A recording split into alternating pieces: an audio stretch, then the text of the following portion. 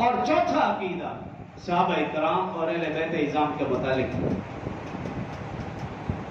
انبیاء معصوم، صحابہ اور اہل بیت اعظام گناہوں سے محفوظ۔ انبیاء معصوم ہیں، ان سے گناہ سرزد ہو ہی نہیں سکتا۔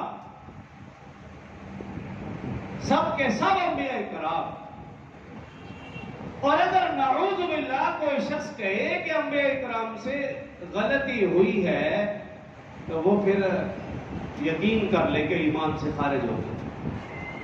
بعض لوگ جرأت ہمت کر جاتے ہیں نا کہ جی حضرت آدم علیہ السلام سے بھول نہیں ہوئی، انہوں نے، اللہ نے روکا پھر بھی۔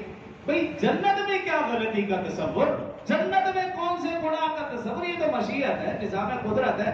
اللہ نے ان کو زمین پر بھیجنا تھا، اس کائنات کو بسانا تھا، تو یہ ایک ترتیب بنائی گئی ہے۔ یہ تھوڑی ہم کہیں گے کہ ان سے غلطی ہوئی۔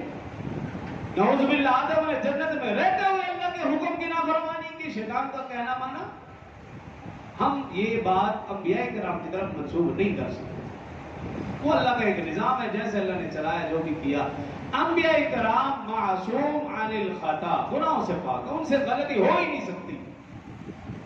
لیکن صحابہ کرام اور اہل بیت اعظام معصوم نہیں ہیں۔ صحابہ کرام کے ساتھ یا اہل بیت اعظام کے ساتھ یا اہل بیت اعظام میں سے کسی کے ساتھ معصوم کا لفظ لگانا بالکل درست نہیں ہے۔ ہاں، وہ محفوظ عن الخطا، گناہوں سے پاک، اللہ نے ان کے گناہوں سے حفاظت فرمائی ہے۔ محفوظ کا مطلب یہ ہے صحابہ کرام کی بھی حفاظت فرمائی، اہل بیت اعظام کی بھی حفاظت فرمائی۔ گناہوں سے وہ محفوظ ضرور ہیں لیکن معصوم نہیں ہے۔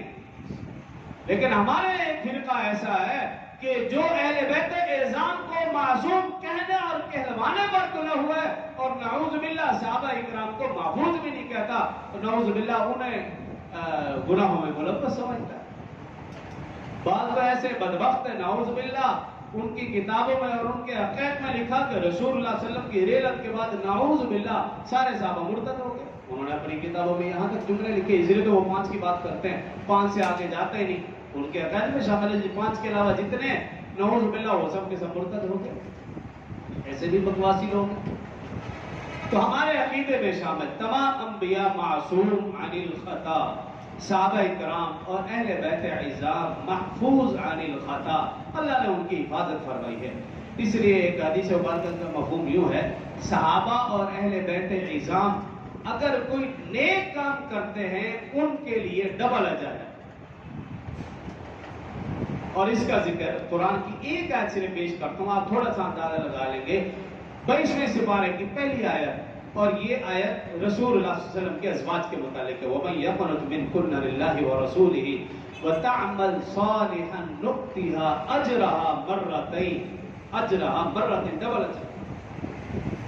رسول اللہ صلی اللہ علیہ وسلم کی بیویوں کے لیے بھی حکم، صحابہ کرام اور اہل بیت اعظام کے لیے بھی حکم ہے، اگر وہ نیکی کریں گے ڈبل اجر، اگر ان سے کوئی غلطی ہو جاتی ہے پھر بھی ان کو سنگل اجر ملے گا، گناہ پھر بھی نہیں۔